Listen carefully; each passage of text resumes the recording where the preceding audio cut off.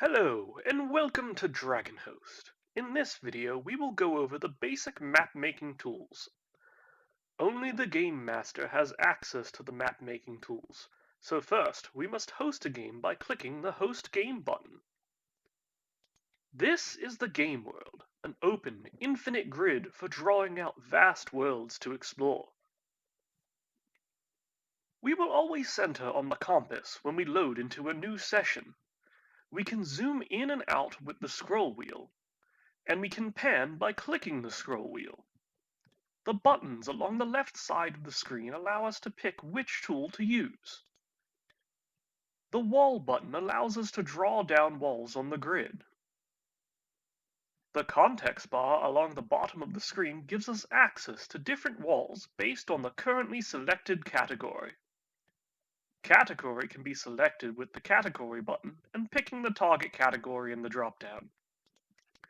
Note that some items are considered generic and will appear regardless of what category is selected. For now, we will stick with the medieval category and pick doors so we can add an entrance for our structure. Drawing walls over top each other removes the existing walls. If we make a mistake and need to remove some walls, right-clicking with the wall tool selected will erase the walls. Floors work much the same as walls.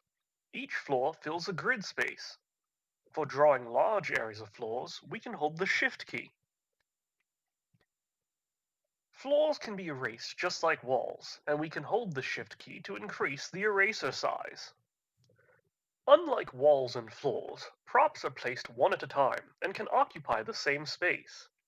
To place a prop, we first select it in the context bar, and then click the square we wish to place the prop. Without releasing the click, we drag the mouse in the direction we want the prop to be oriented.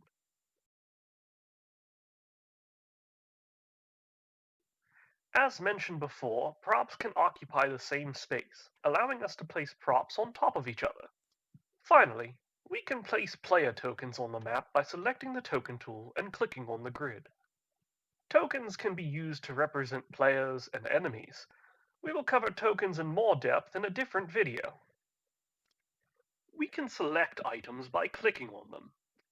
Selected items can be moved with left click and rotated with right click. If we left-click and drag on an unselected object, it will automatically be selected and moved. If we left-click on an empty area, or an area filled only with floor, we will begin box selecting. Box select prioritizes objects based on what we most likely want to select. For example, if we draw the box over some tokens, it will select only the tokens. This allows us to quickly select our party of adventurers without dragging the rest of the house and furniture with them. Similarly, if there are no tokens in the selection area, the box will prioritize props, then walls, then floors. If we want to select everything, we can hold the Shift key while box selecting. Groups of selected objects can also be rotated. By pressing the D key, we can duplicate our selection and place it somewhere else. We can also copy and paste by hitting the C key while objects are selected, and then hitting the V key to get a duplicate. Copies persist between game sessions, but will be lost if the game is fully closed. We can also cut using the X key, which copies the selected objects to the copy buffer, then deletes them. Pressing the Delete key with objects selected deletes them, of course. We can load maps by going through the loading win. We can simply select the map we wish to load and click Load. We can save the map by going to the Save win. Populate the field and then click Save. Note that we cannot save over built-in maps.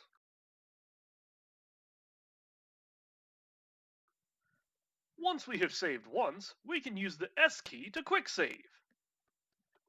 Using the arrows at the top of the screen, or the up and down keys on our keyboard, we can change the current floor.